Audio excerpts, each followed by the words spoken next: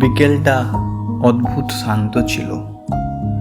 আকাশে হালকা কমলা রং, যেন সূর্য ডুবতে ডুবতেও কিছু বলতে চাইছে। রাহুল বসেছিল তার বাবার পুরনো চেয়ারটায়। এই চেয়ারেই বসে বাবা তার প্রতিদিন চা খেত, খবরের কাগজ পড়তো, আর মাঝে মাঝে তাকে ডাকতো, এই রাহুল, একটু বসতো পাশে। কিন্তু রাহুল তখন ব্যস্ত থাকতো। মোবাইল, কাজ, বন্ধু, এই আসছি বলি আর যেত না। আজ সে চেয়ারটা ফাঁকা। আজ কেউ ডাকছে না, আজ কেউ অপেক্ষা করছে না।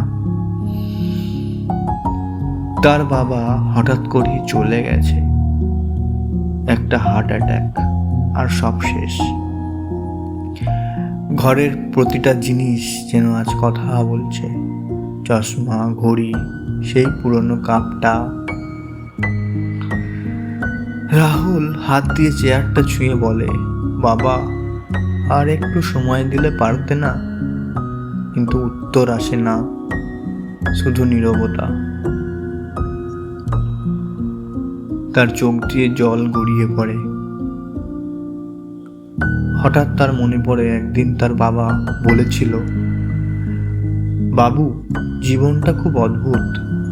যা আজ আছে কাল নাও থাকতে পারে, তাই যতদিন আছে ভালোবাসতে শেখো। সেদিন রাহুল হেসে উড়িয়ে দিয়েছিল। আজ সেই কথাটা তার বুক ভেঙে দিচ্ছে। সে বুঝতে পারে সে সবকিছু ধরে রাখতে চেয়েছিল, সময়, মানুষ, সম্পর্ক, কিন্তু কিছুই তো চিরস্থায়ী না।